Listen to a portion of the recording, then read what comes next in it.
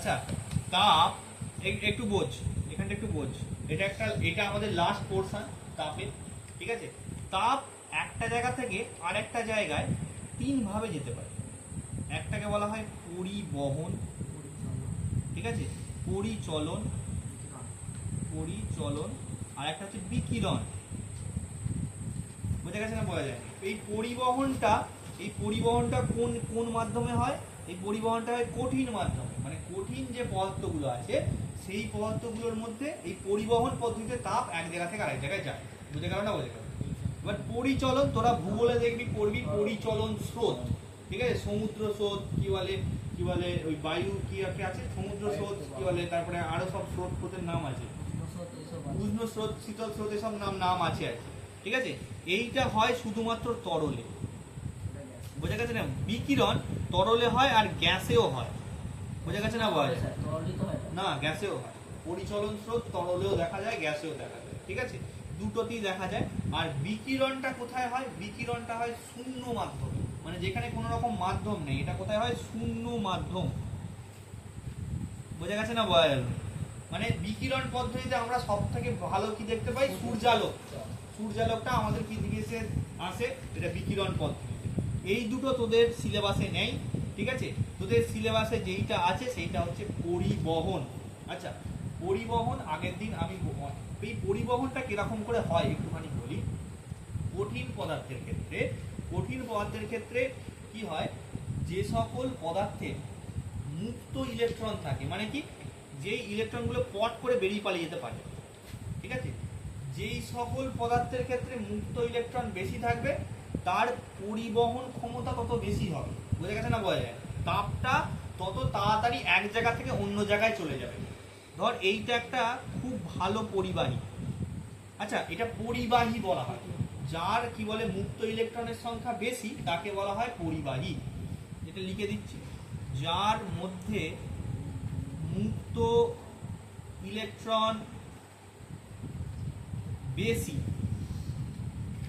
তাকে বলে পরিবাহী। পরিবাহী নয়, এটাকে বলা হয় হচ্ছে সুপরিবাহী। আচ্ছা, সব থেকে একটুখানি বলি, এই সব থেকে ভালো সুপরিবাহী পদার্থের নাম জানিস কি তোরা? সব থেকে ভালো সুপরিবাহী পদার্থের নাম হচ্ছে রূপা, ঠিক আছে? আর বেশিরভাগ ধাতুগুলো, ভালো করে একটু শোন, আমরা ধাতুবিদ্যা অলরেডি পড়ে এসেছি, ঠিক আছে?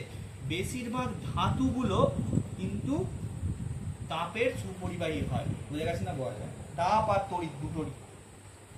সব থেকে ভালো কার হয়? রূপা।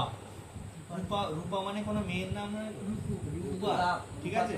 রূপা তাপ তড়িৎ দুটোই যায় না। তামার তড়িৎ ক্ষেত্রে আমি বলছি না যে তড়িৎটা সব থেকে বেশি, আমি বলছি এইখানে ক্ষেত্রে যেটা আলোচনা করছি যে তাপ পরিবহন ক্ষমতা তামার সব থেকে বেশি।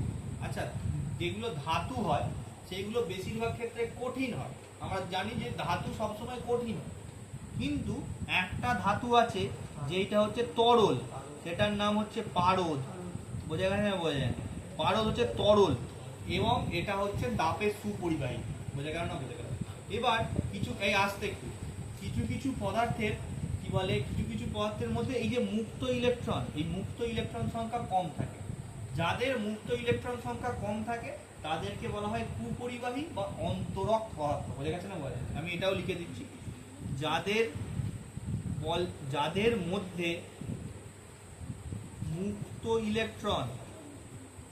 ইলেকট্রন কম বা নেই তাদেরকে বলে অন্তরক।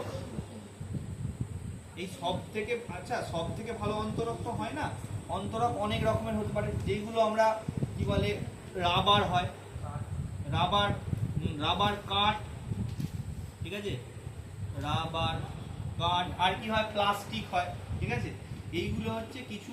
আচ্ছা, একটা অধাতু আছে, এগুলো বেশিরভাগ হচ্ছে অধাতুগুলো অন্তরক পদার্থ হয়। বোঝা গেল না? বোঝা গেল। অধাতুগুলো বেশিরভাগ ক্ষেত্রে অন্তরক পদার্থ হয়, কিন্তু একটা অধাতু আছে যেইটা অন্তরক নয়, যেটা তড়িতের সুপরিবাহী, সেটা হলো গ্রাফাইট, ঠিক আছে? তড়িৎ আর কি বলে আমাদের এই যে তাপ, দুটোরই কিন্তু গ্রাফাইট, এইটা মনে রাখবি। হ্যাঁ, তড়িৎ ও তাপ দুটোরই, তড়িৎ ও তাপ, ঠিক আছে, এই দুটোরই কিন্তু সুপরিবাহী গ্রাফাইট, ঠিক আছে, গ্রাফাইট তো গ্রাফাইট। ব্যাপারটা বোঝা গেল না? বোঝা গেল না? মানে কি হয়, এক জায়গা থেকে, আচ্ছা সেই আমি বলেছিলাম না যে কি বলে, যেদিকে আমি কি বলে তাপ দেবো সেইখানকার অণুগুলো কাঁপতে শুরু করবে, আগের দিন আমি পড়াচ্ছিল। এইখানের কারণটা কিন্তু এক্স্যাক্টলি ওইটা, পরিবহন স্রোতের কারণ হচ্ছে কম্পন। পদার্থের, কঠিন পদার্থের মধ্যে কম্পনের সৃষ্টি হয়, সেইভাবে কি বলে পরিবহনটা এগিয়ে যায়, ঠিক আছে, একটা স্তর থেকে আরেকটা স্তরে, মানে একটা স্তর কাঁপতে শুরু করলো আরেকটা স্তর কাঁপছে, ঠিক আছে, এরকম এক জায়গা থেকে আরেক জায়গায়, এরকম এক জায়গা থেকে আরেক জায়গায় কি বলে তাপটা সঞ্চালিত হয়। এবার আমরা কিছু কিছু জিনিস পড়ব, ঠিক আছে, যেইগুলোর মাধ্যমে আমরা ধর একটা আছে, ধর এরকম একটা আয়তকার ক্ষেত্র আছে, ভালো করে পড়ছি, এরকম একটা আয়তকার ক্ষেত্র আছে,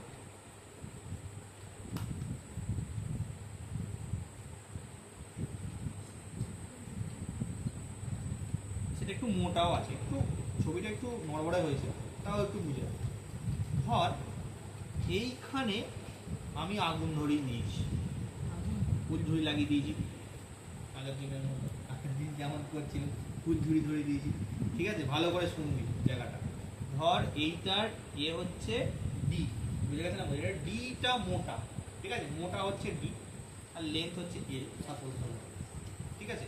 এইটাকে আমি এইখান থেকে ধর এর উষ্ণতা ছিল Q2, বুঝে গেছে না? বলে কিউ নয়, এটাকে বলে হচ্ছে θ2, বুঝে গেছে না? বলে θ2 থেকে θ2 কে গরম করছি। আচ্ছা আমরা জানি যে কি বলে একটা জায়গা থেকে তাপ আর একটা জায়গায় পরিবাহিত হয় কখন?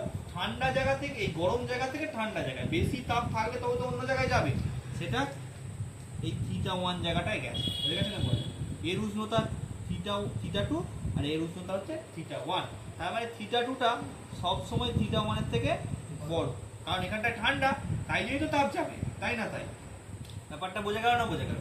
আচ্ছা একটা জিনিস আছে যেটাকে বলা হয় তাপের পরিবাহিতাঙ্ক, মানে হচ্ছে তাপটা পরিবাহিতা, তাপটা কত, মানে কোন পদার্থের ক্ষেত্রে তাপটা কত তাড়াতাড়ি যাবে, ঠিক আছে, কতটা তাপ যাবে, এইগুলো কিছু কিছু বিষয়ের উপর নির্ভর করে। কিসের উপর নির্ভর করে? প্রথম কথা, এইটাকে আমরা কিউ দিয়ে প্রকাশ করবো, বুঝে গেছে না? বড় হাতের এই কিউটা কি দিয়ে প্রকাশ করবো, মানে কিউটা কিভাবে, কার সঙ্গে, যতক্ষণ টাইম থাকবে, ঠিক আছে, যদি বেশিক্ষণ ধরে তাপটা দিই তা বেশি পরিমাণ তাপ যাবে, এটা সোজা কথা। তুই যদি বেশি পরিমাণ তাপ দিস এক জায়গা থেকে অন্য জায়গায় তাপটা বেশি পরিমাণ যাবে, এটা বোঝা গেল না? বোঝা গেল? ব্যাপারটা বোঝা যাচ্ছে না? বোঝা যায় না?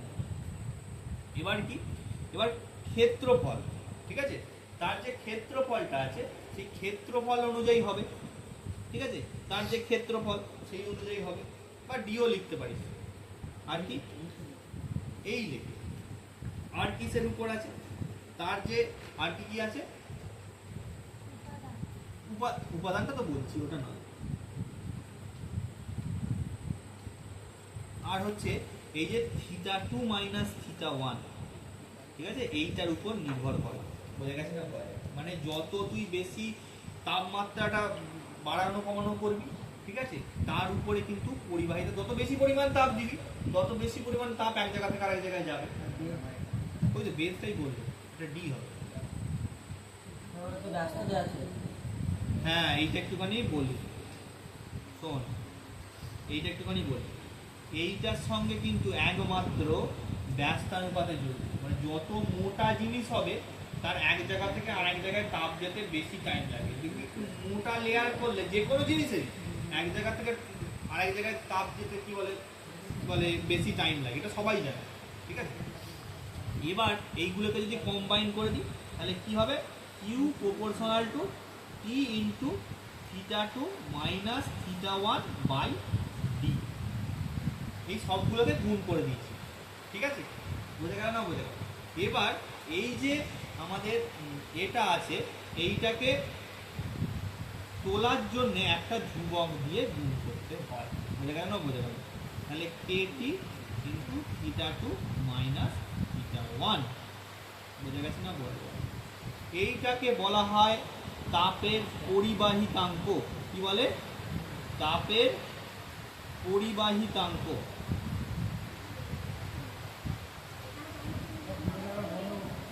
ঠিক আছে, এইটাকে বলে তাপের, এই পাখাটা বন্ধ করে, পাখাটা বন্ধ করে,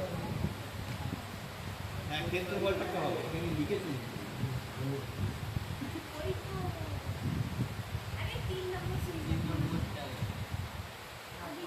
এই শোন, এইখানে আর একটা জিনিস, ধর এইখানটার ক্ষেত্রফল হচ্ছে এ, বুঝে গেছে না? বলা যায় সেইটার সঙ্গে এটা প্রপোর্শনাল হয়, তাই তো? এটাই বলছি, হ্যাঁ এটাই তো বললি।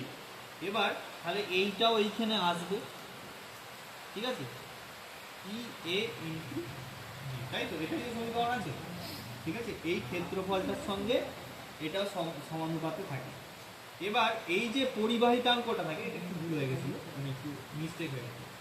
মানে এই পরিবাহিতাঙ্কটা কিসের উপর নির্ভর করে? একটা জিনিসের উপরে নির্ভর করে, সেটা হচ্ছে বস্তুটা কি দিয়ে তৈরি হয়েছে, মানে বস্তুর উপাদানের উপর, ঠিক আছে, বস্তুর উপাদানের উপর, তাই তো? তার মানে আমরা যদি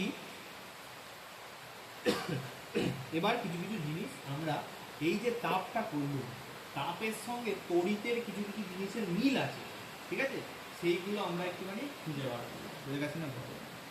এইটা আমরা পরের পাতায় একটু লিখছি।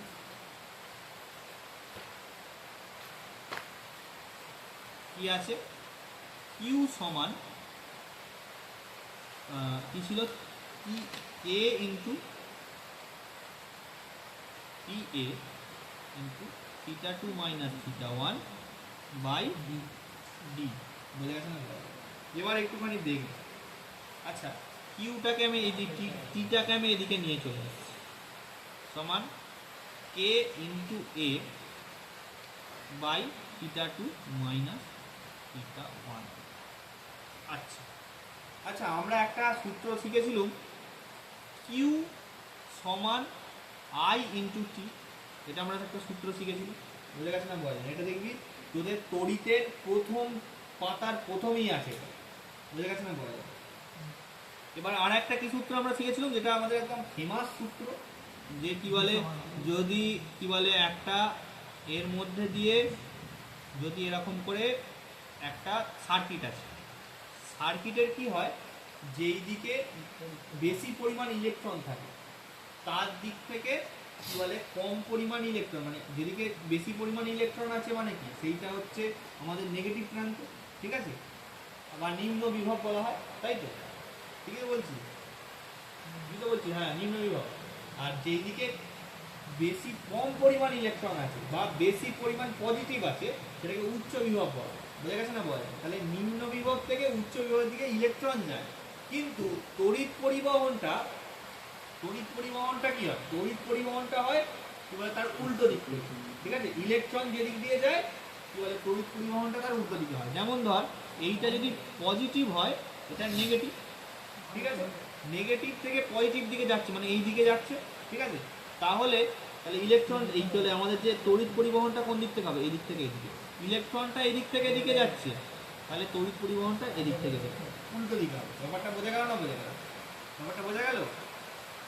এবার কিউ সমান আইটি, বা এখান থেকে পাচ্ছি কি কিউ বাই টি সমান আই, বুঝে গেছে না? বলে আর আমরা ওই সেই বিখ্যাত সূত্র আমাদের ভি সমান আই আর, ঠিক আছে, ভি সমান আই আর, ঠিক আছে, এটা হচ্ছে আমাদের ওই সেই কি নাম বেশ, ওহম দাদার সূত্র, ঠিক আছে, ওহমের সূত্র এটা, ঠিক আছে। তাহলে আই সমান কি হবে?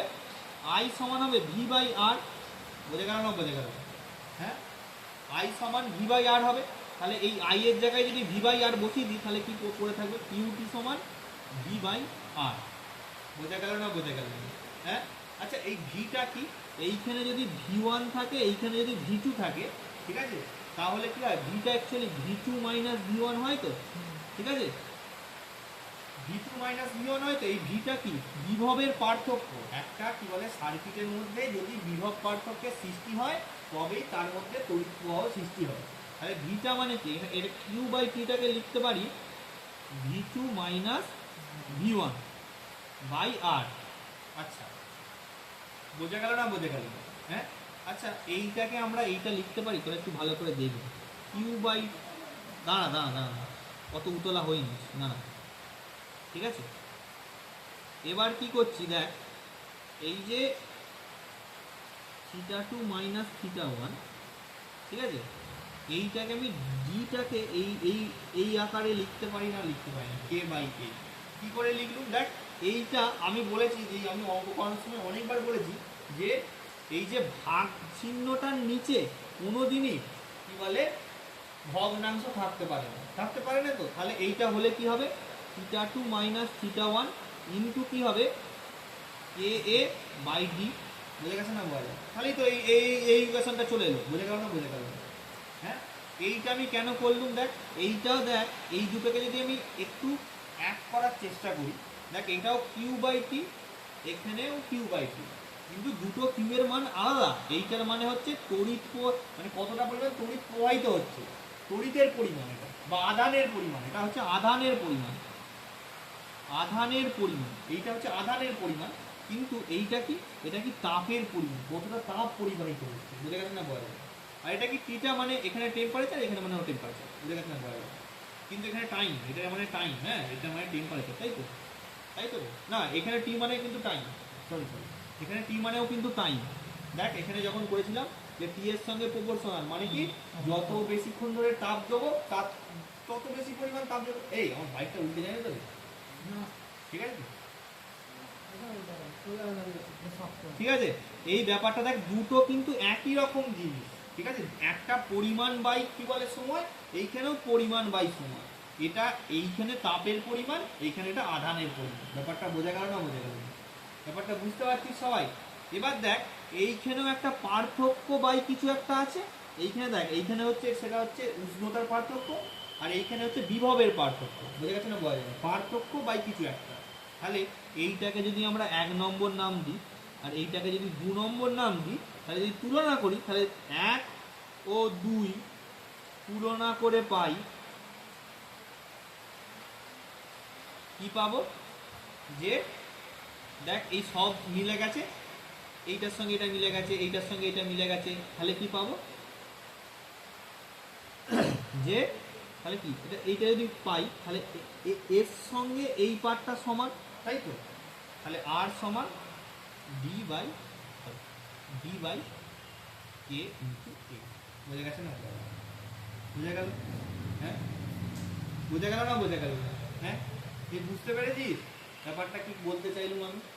আর একটা আমরা সূত্র শিখেছিল যে এই যে এই সবগুলো তো মিলে গেল, এইটার সঙ্গে এইটা মিলে গেল, এই দেখ এইটার সঙ্গে এইটা মিলে গেল, তাহলে এই নিচের পার্টটার সঙ্গে নিচের পার্টটাও নিশ্চয়ই সমান। সবগুলো যখন মিলে গেছে তাহলে নিচের পার্টটার সঙ্গে নিচের পার্টটা সমান হলে কি হবে, আর সমান ডি বাই কে এ।